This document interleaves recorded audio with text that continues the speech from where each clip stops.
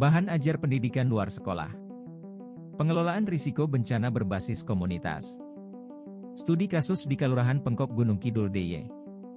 Oleh Rahmat Subiakto. Topik bahasan. 1. Pengertian PRBBK. 2. Perkembangan PRBBK. 3. Studi kasus PRBBK di Kelurahan atau Desa Pengkok Gunung Kidul DIY. 4. Tantangan dan rekomendasi. Pengertian pengelolaan risiko bencana berbasis komunitas. Pengelolaan risiko berbasis komunitas adalah sebuah pendekatan yang mendorong komunitas akar rumput dalam mengelola risiko bencana di tingkat lokal.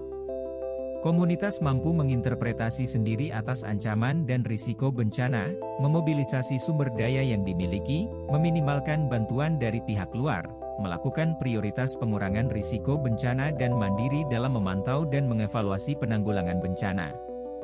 Pemahaman berbasis komunitas berupa adanya partisipasi penuh yang melibatkan partisipasi pihak rentan, laki-laki dan perempuan, anak-anak, kelompok lanjut usia, orang-orang yang berkebutuhan khusus, ras marginal, dan sebagainya. Secara geografis bisa berarti, sekelompok rumah tangga, sebuah desa kecil, ataupun sebuah kota besar. Secara sektoral dan subsektoral bisa berarti petani, kelompok bisnis, peternak, atau pelaut. Berdasarkan pengalaman aktual, kebersamaan bisa berarti kelompok etnis, profesional tertentu, bahasa, maupun umur. Atau, bermakna sekelompok orang dengan perasaan senasib sepenanggungan. Berbagai inisiatif membangun PRBBK contohnya, Desa Tangguh, Desa Siaga, Kampung Siaga Bencana, Mukim Daulat Bencana, dan sebutan tangguh komunitas lainnya. Perkembangan pengelolaan risiko bencana berbasis komunitas. Sejarah perkembangan PRBBK. Embrio PRBBK berawal dari proses komunitas di sekitar Gunung Merapi pada tahun 1994. Istilah PRBBK mulai dipakai di Indonesia diperkirakan antara tahun 1998 sampai dengan tahun 2000. PRBBK semakin banyak dilakukan dengan munculnya Undang-Undang Nomor 24 Tahun 2007 tentang Penanggulangan Bencana. Dalam PRBBK perlu perubahan paradigma tentang bencana. Paradigma lama tentang bencana yang hanya reaktif dan ad hoc, saat ini harus preventif dan permanen. Dahulu parsial, saat ini holistik, yang lama manajemen krisis, yang baru manajemen risiko. Dahulu hanya tanggap darurat, paradigma baru adalah tentang pengelolaan risiko. Dahulu bencana merupakan kerugian pembangunan, saat ini bagaimana investasi pembangunan yang aman. Bencana dahulu merupakan urusan pemerintah dan ancaman tunggal, dengan paradigma baru bencana adalah urusan bersama dan multi-ancaman. Indonesia telah meratifikasi Kesepakatan Global Pengurangan Risiko Bencana, yaitu SFDRR, atau Sendai Framework for Disaster Risk Reduction tahun 2015 sampai tahun 2030. Terdapat 4 prioritas aksi, yaitu memahami risiko bencana, memperkuat tata kelola risiko bencana dan manajemen risiko bencana, investasi dalam pengurangan risiko bencana untuk ketangguhan, dan meningkatkan kesiapsiagaan bencana untuk respon yang efektif, dan untuk Build Back Better, dalam pemulihan rehabilitasi dan rekonstruksi. Selain SFDRR, PRBBK juga mendukung pencapaian komitmen global SDGs Desa.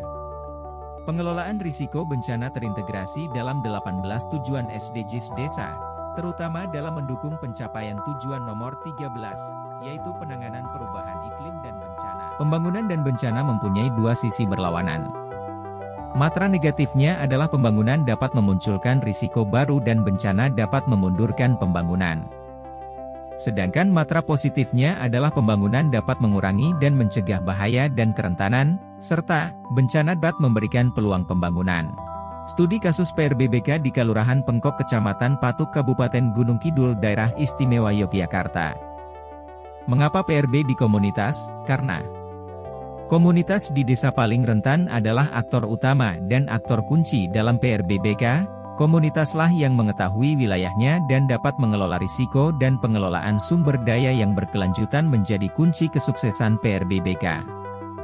Strategi dalam PRBBK antara lain penghidupan berkelanjutan, peningkatan kapasitas dan pengarusutamaan gender. Strategi lainnya adalah pengkajian risiko partisipatif, integrasi dalam pembangunan desa serta pelembagaan dan keberlanjutan. Praktik dan kegiatan PRBBK. Menemukan ancaman, kegiatannya kajian risiko dan PRA untuk memelengkapi profil desa. Mengelola ancaman dan mengurangi kerentanan, dengan kegiatan menyusun rencana aksi komunitas hasil kajian risiko dan PRA. Mengelola sumber daya dengan memobilisasi dan pengorganisasian seperti forum PRB dan tim siaga desa. Untuk menjamin keberlanjutannya diperlukan integrasi penanggulangan bencana dalam pembangunan desa dan peraturan desa lainnya. Program dilakukan secara partisipatif, dilakukan semua komponen di desa dan sekaligus penerima manfaatnya. Komponen desa tersebut berasal dari perwakilan, anak, perempuan, laki-laki, lembaga dan ormas desa dan tentunya perangkat desa.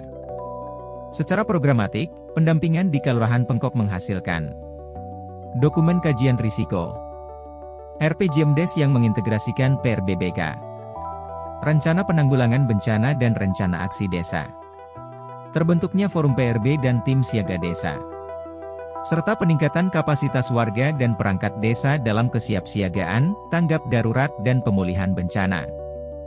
Dari program PRBBK di Kelurahan Pengkok, secara khusus dapat diambil sisi tantangan dan rekomendasi dalam pengelolaan program pemberdayaan masyarakat terkait dengan teknologi, informasi, komunikasi atau ICT sebagai berikut. Tantangan. Bagi pemerintah, baik pemerintah pusat dan daerah, adalah kebutuhan akan kebijakan, koordinasi dan teknis pendampingan di desa terkait dengan penanggulangan bencana. Untuk masyarakat atau komunitas sendiri, adalah pentingnya data pilah, pelibatan kelompok rentan dan marginal, dan tentunya butuh pemahaman akan kondisi dan potensi serta ancaman yang ada di desa. Untuk pendamping desa adalah bagaimana keberlanjutan program dan praktik baik bisa dikembangkan ke desa sekitarnya. Dan rekomendasinya adalah penggunaan TIK terutama dari pendataan sampai distribusi komunikasinya sangat dibutuhkan dalam pembangunan desa.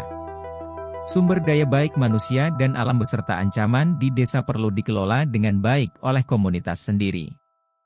Pembangunan desa sebaiknya disusun, dilaksanakan dan dimonitoring evaluasi oleh komunitas sendiri dengan memanfaatkan sistem informasi desa atau SID sesuai kondisi setempat.